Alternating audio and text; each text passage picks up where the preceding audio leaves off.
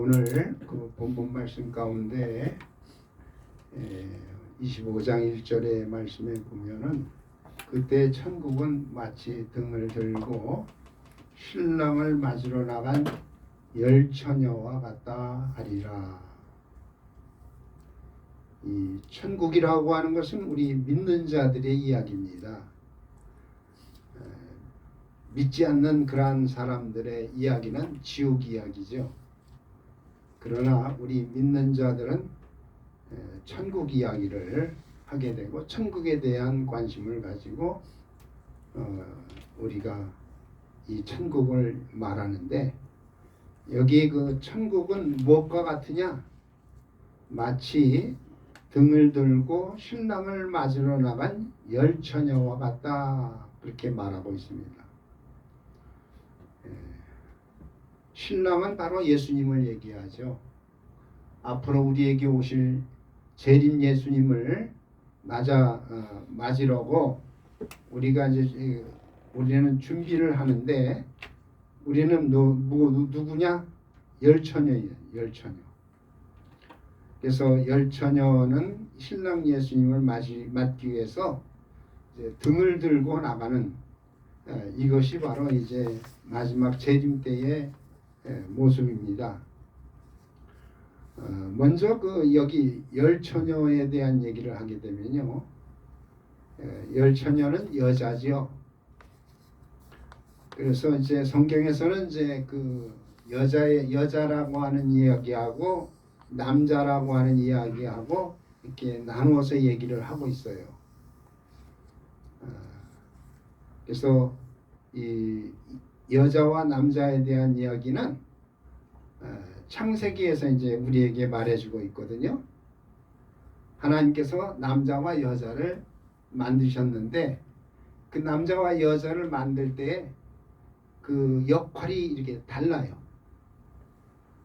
여자는 아기를 낳는, 해산하는, 그러한 출산하는 일을 통해서 이제 그 한 생명을 낳게 되는 그 일을 이제 이루게 되고, 남자는 이마에서 땀이 나도록 노동을 해서 땅을 경작해서, 그래서 거기서 양식을 구해서 양육하는. 그래서 여자는 생산의 그러한 그 일을 하게 되는 거예요. 자녀를 낳고 생산하는 거예요. 그러면 생산한 그 자녀를 낳은 다음에는 누가 양육하느냐? 남자가 땀 흘리도록 일을 해가지고 경작하는 거예요. 경작한다는 것은 그 양육하는 그러한 하나의 사역을 얘기하는 거예요. 그래서 성경에서 여자의 사역하고 남자의 사역이 창세기서부터 이렇게 나눠지고 있고, 그것을 말해주고 있는데, 그것이 바로 오늘날 교회에서도, 성경에서 이 교회에서도 남자의 사역, 여자의 사역을 나누어서 이야기를 하고 있는 겁니다. 그러면 여기 열 처녀에 대한 이야기는 바로 여자인데, 이 여자는 바로 오늘날 교회를 얘기하는 거예요. 교회. 오늘날 교회를 얘기할 때의 여자. 남자를 이야기할 때는 오늘날 하나님의 일꾼을 얘기하는 거예요. 그래서 여러분들이 이제 성경을 볼 때에 해석해야 될 부분이 있는데, 그냥 이렇게 읽어 내려가면은 이게 무슨 뜻인지 잘 모르는 경우가 많이 있는데, 그럴 때는 해석해야 되는데, 그 해석을 어떻게 해석해야 되냐? 성경에서 성경으로 해석을 해야 돼요.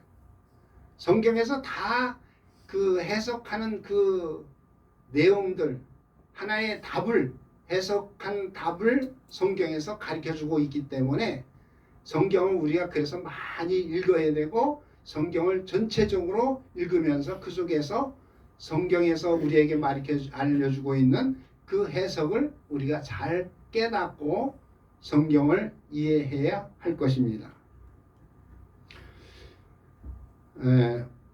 하나님께서 심판을 하시는데, 심판을 할 때에 우리는 이제 평상 이게 상식적으로 우리가 생각할 때 하나님께서는 세상을 심판한다. 이제 그렇게 이야기를 하는데, 성경에 보면은 세상도 하나님께서 심판하시지만 오늘 교회를 향해서도 하나님이 심판하신다 하는 것을 성경에서 말하고 있습니다. 그래서 그 베드로전서 4장 17절의 말씀에 보면은 하나님의 집에서 심판을 시작한다 하는 말씀이 있습니다. 여기 하나님의 집이라는 것은 오늘날 교회를 얘기하는 거예요. 하나님의 집인 교회를 향해서 하나님이 심판할 때가 되는데, 그것이 바로 언제냐? 예수님이 재림하실 때에. 지금 믿는 자들은 하나님께서 우리에게 영생을 주시고 믿는 자들을 구원하시고 그렇게 하는데, 우리가 믿을 때에 믿는 그 교회를 향해서 다시 또 하나님이 심판을 하셔요. 얘는 그냥 믿는다고 해서 다 믿는 게 아니고, 믿는 사람들 중에서 어떻게 제대로 하나님이 기뻐하시는, 하나님이 원하시는 그러한 방법으로 신앙생활을 잘 했느냐, 그 부분에 대해서 하나님께서 심판을 하시는데, 그것을 우리는 교회의 심판이다 이렇게 말하는 거예요. 그러니까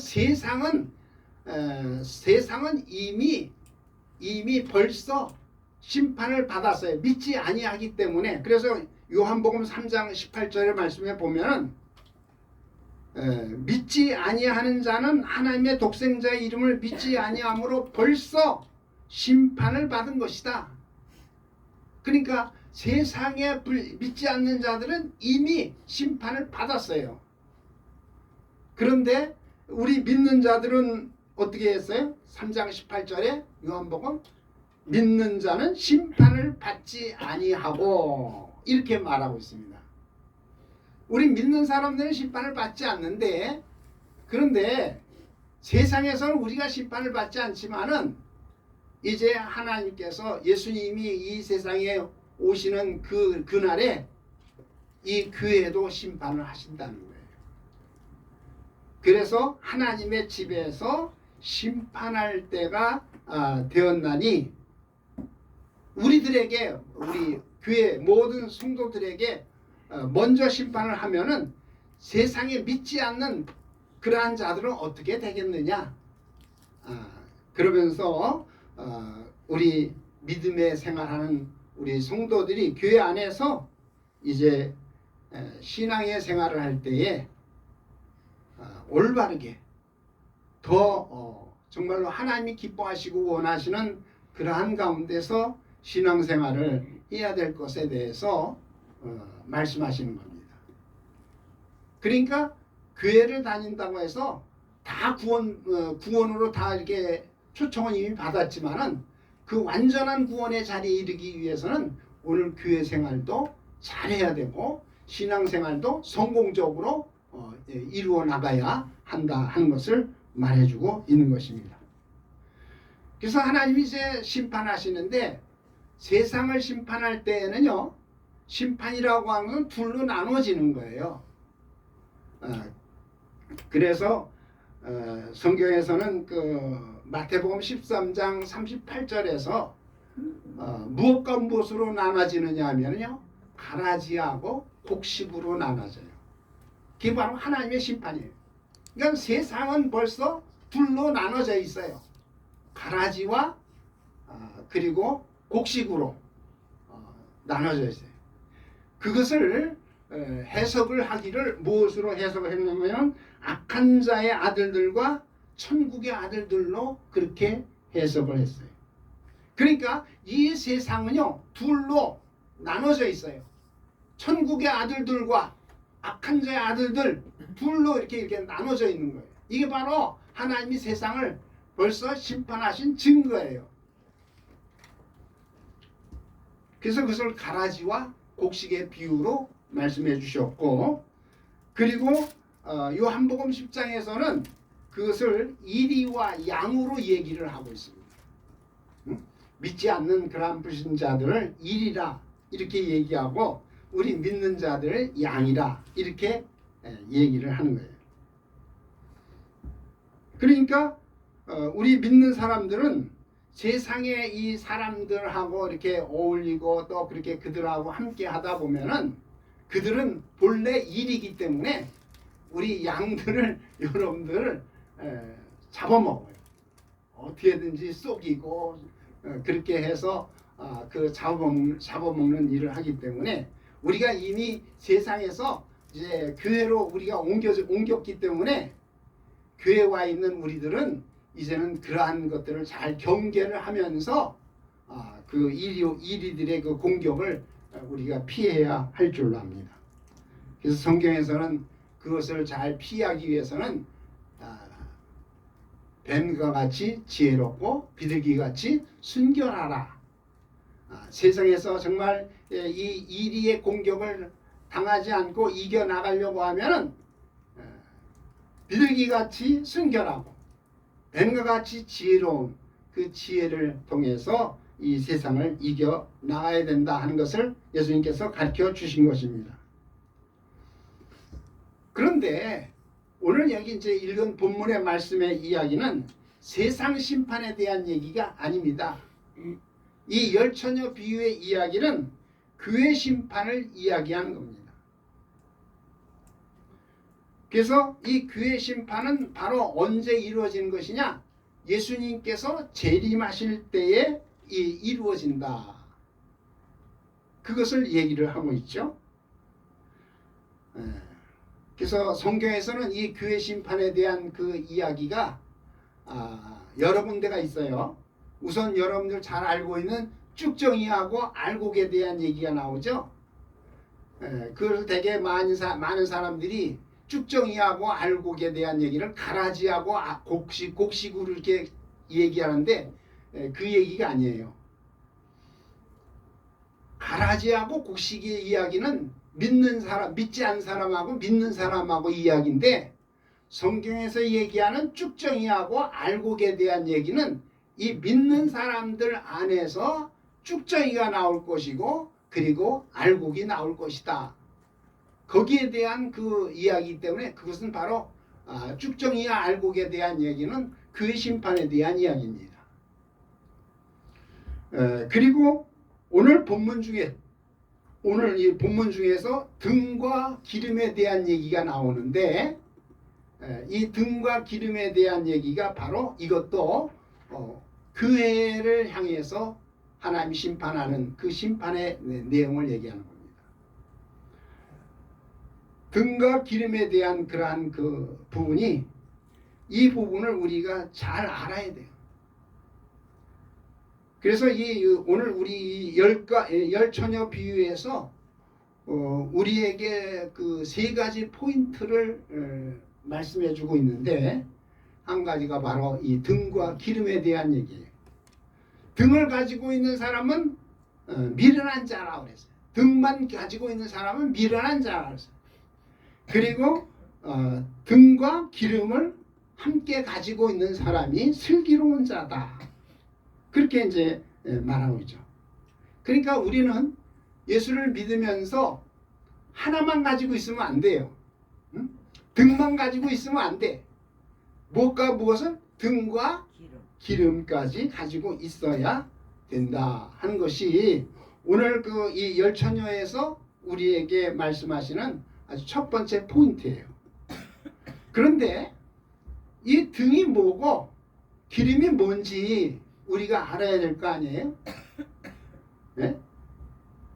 우선 이 등이라고 하는 것은 시편 19편 105절에서 무엇으로 말하고 있느냐 하면은 말씀으로 이야기를 하고 있어요. 여러분들 말씀을 가지고 있습니까?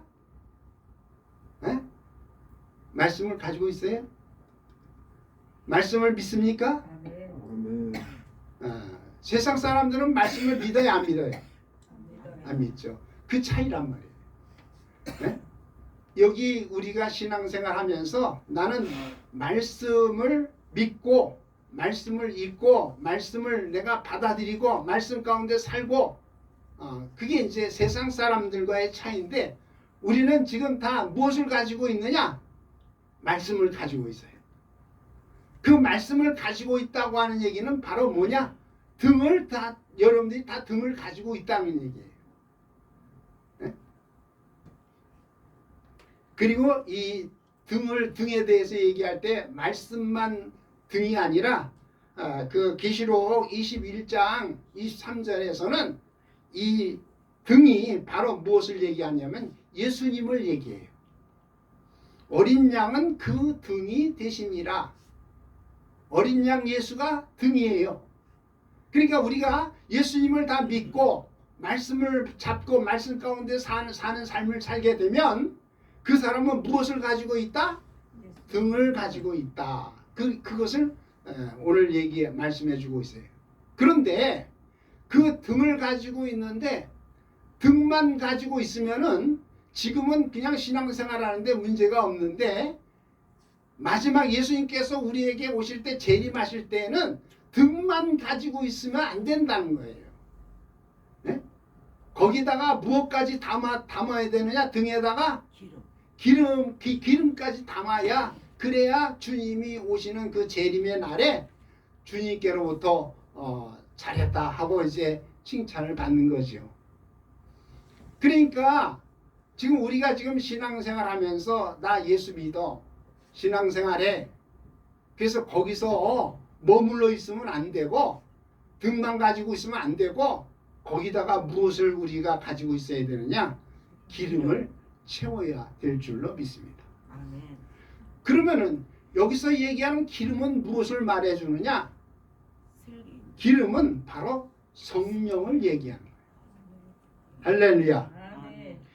그래서 고린도후서 1장 21절로 22절에 보면은 우리에게 기름을 부으시는 이는 하나님이시다. 그렇게 말해주고 있어요. 그러니까 우리에게 기름을 부어주시는 분이 하나님이신데 그 하나님이 또 우리 마음에 무엇을 주시느냐? 성령을 주신다. 그 같은 고린도후서 1장 21절에 22절에 보면은 먼저는 기름을 부어 주시는 분이 하나님이시고 또 하나님께서 우리에게 우리 마음에 성령도 주신다 하는 말씀이 같이 나와요. 그것은 무엇을 말해 주느냐 하면은 기름 부으시는 그러한 하나님이 우리에게 성령도 우리 마음에 주신다. 그래서 그 기름 부음이라고 하는 것은 바로 성령을 말해주고 있는 줄로 믿습니다. 그리고 그 기름 부음과 성령이 일치하는 그러한 것에 대해서 그 요한일서 2장 27절의 말씀에 보면은 그 기름 부음이 우리에게 임하면 그 기름 부음이 우리를 가르쳐 주신다 그랬어요. 기름 부음이 임하면 우리에게 그 하나님의 비밀과 하나님의 그 하늘의 그 놀라운 그 일들을 우리에게 알려주시고 우리가 이 세상에 살아가는 데 있어서 살아가는 삶의 모든 그러한 부분들도 우리 하나님께서 알려주신다. 기름 부음이 우리를 가르치신다. 이렇게 요한일서 2장이 말씀하고 있는데요. 이 말씀과 함께 같은 그 맥락으로 이해할 수 있는 내용의 말씀이 요한복음 14장 26절의 말씀이에요. 거기에 보면은 보혜사 곧 아버지께서 내 이름으로 보내실 성령 그가 너희에게 모든 것을 가르치시고 내가 너희에게 말한 모든 것을 생각나게 하리라. 그러니까 기름 부음이 우리를 가르쳐 주셔서 알게 하시고 성령께서도 우리에게 모든 것을 가르치시고 모든 것을 생각나게 하신다고 할 때에 이 기름 부음이라고 하는 것은 성령이라고 하는 그러한 그 내용하고 아주 일치되는 그러한 내용이고 우리는 성경에서 얘기할 때 기름 부음에 대한 것을 성령으로 이해해요. 더 구체적으로 뭐 성령의 은사 9가지 은사가 기름 부음을 통해서 우리에게 임하게 되는 줄로 믿습니다. 아멘. 그리고 이제 이 기름 부음이 우리에게 지금은 우리가 신앙생활 하는데 기름 부음이 없어도 신앙생활을 해요. 그런데 이 기름 부음이 언제 가서 이제 판단이 되느냐 하면요, 예수님이 재림하실 때에 기름이 있느냐, 기름 부음의 삶을 우리가 살았느냐 못 살았느냐, 그걸 가지고 그때 가서 심판을 하시는 거예요.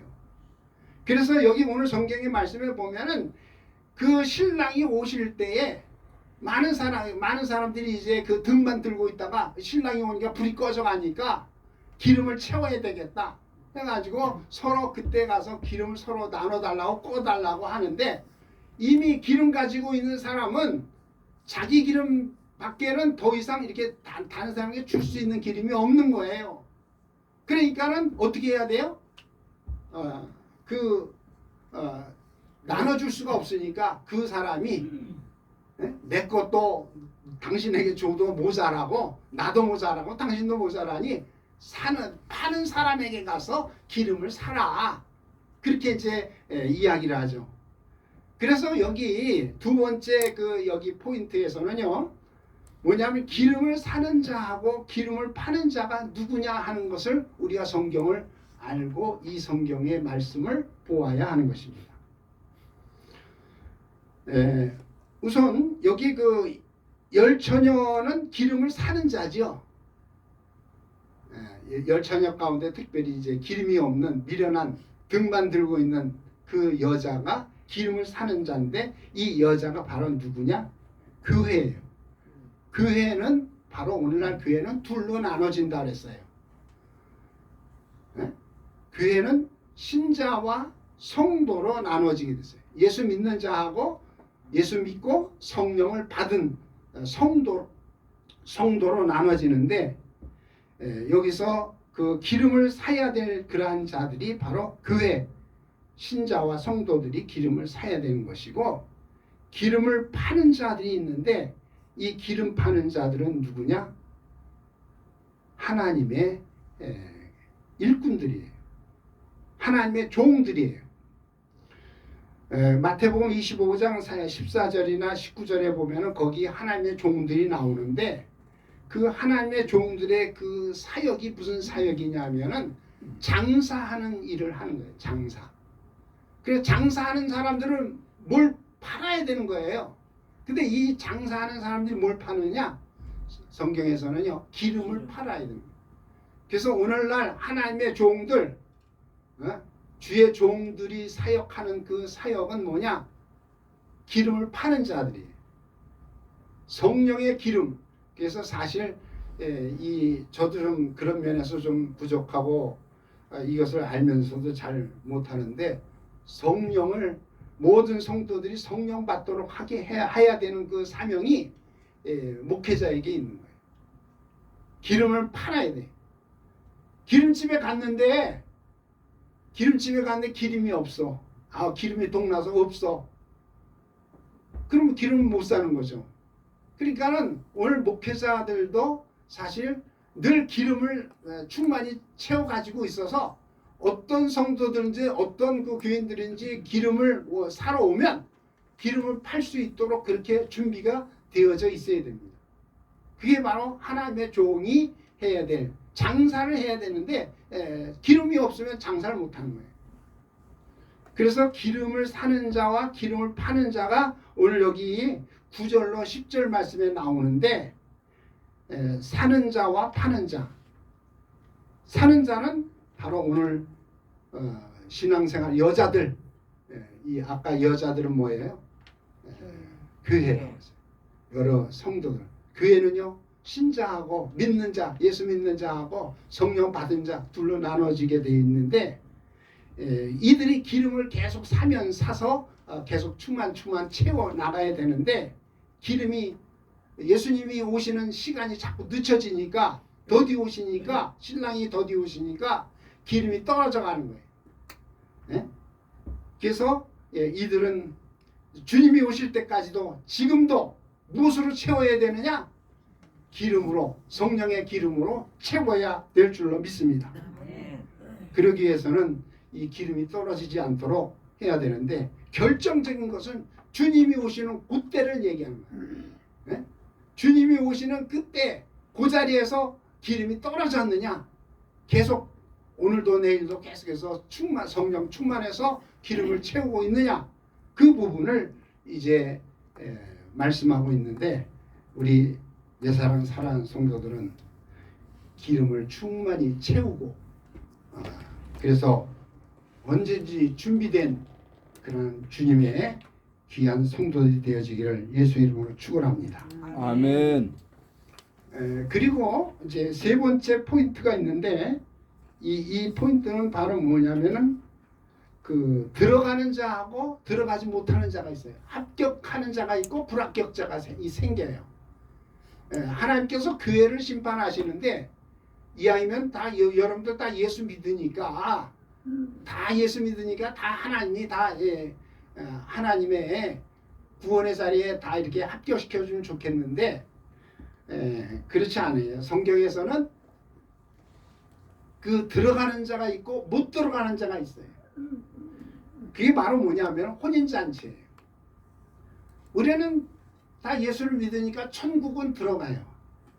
여러분들은 다 천국에 들어가는데, 여기 혼인잔치라고 하는 것은 천국에서도 혼인잔치하는 집을 얘기하는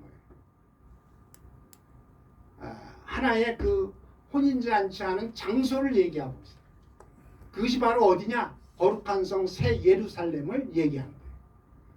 거룩한 성 새 예루살렘은 바로 집을 얘기하는 거예요. 그러니까 우리가 예수를 믿어서 구원받는다 할 때에 구원받는 자리는 바로 천국이에요. 천국은 다른 말로 말하면 낙원이에요. 그 예수님 그 오른편에 강도 예수님 돌아가실 때 오른편에 있던 강도가 예수님을 하나님의 아들로 고백을 하잖아요. 그래서 그도 오늘 내가 나와 함께 낙원에 있으리라 구원을 받았어요. 그러나 우리의 구원은 그 낙원에 가는 그 구원으로 끝나는 게 아니라 혼인잔치에 들어가는 구원까지 가야 되는 거예요. 그러기 위해서 우리는 이제 신앙생활을 잘해야 되는데, 그래서 여기 10절 말씀에 혼인잔치에 대한 내용이 나와요. 혼인잔치에 들어가야 돼요. 여러분들은 이미 천국에 다 들어가기로 하나님 앞에 이제 구원, 그 천국 들어가는 구원은 다 받았는데, 혼인잔치에 참여하는 게 이제 앞으로 우리들의 관건이에요. 할렐루야. 아멘. 그래서 우리는 이제 혼인잔치에 들어가기 위해서는 하나님 앞에서 기름을, 가장 문제는 기름이기 때문에 기름 준비를 날마다 성령 충만한 가운데서 성령과 함께 모든 삶을 이루어 나가는, 내가 내 뜻대로 내 생각대로 살아가는 것이 아니라 하나님의 뜻대로 성령께서 가르쳐 주시는, 성령께서 인도하시는 그 방향으로 우리의 신앙생활을 끝까지 이루어 나가야, 그래야 마지막 주님이 오실 때의 혼인잔치에 참여하게 될 줄로 믿습니다. 아멘. 그래서 여기 결론적으로 우리에게 말씀하시는 내용이 뭐냐? 13절에 그런즉 깨어 있으라는 거예요. 그런즉 우리는 늘 깨어서 기름 준비하고, 그리고서 그날과 그때를 우리가 알지 못하기 때문에 깨어 준비해야 될 줄로 믿습니다. 아멘. 우리 옛사랑 사랑 성도님들 말씀에 깨어 있으시기를 바랍니다. 아멘. 어떤 사람들은 성경을 안 보고도 신앙생활을 하는 사람이 있어요. 여러분들 성경을 늘 집에 있으면서 시간이 나는 대로 성경을 보시기를 바랍니다. 아멘. 왜냐하면은 이 성경은 우리들이 나가야 될 그러한 하나의 길잡이에요. 네? 성경의 우리에게 가르쳐 주신 그 길잡이가 되는 성경을 우리가 잘 또 보고 그렇게 해서 우리가 마지막에 하나님 나라의 천국에 들어가는 그 길이 정말 순탄한 길로 갈 수가 있어야지, 성경을 알지 못하고 그것을 제대로 알지 못해서 이단에 빠진다든지 잘못된 길로 가는 그런 경우가 많이 있기 때문에 우리는 날마다 성경의 말씀에 깨어있는 생활, 기도에 깨어있는 생활, 찬양에 깨어있는 생활, 이러한 깨어있는 자의 삶을 살아야 될 줄로 믿습니다. 아멘. 이러한 것들이 잘 준비된 성도가 될 때에 우리는 천국 낙원에 들어가서 다시 혼인잔치에 들어가는 진정한 하나님의 신부들이 될 줄로 믿습니다. 아멘. 다 같이 이 시간에 하나님 앞에 기도하면서 주님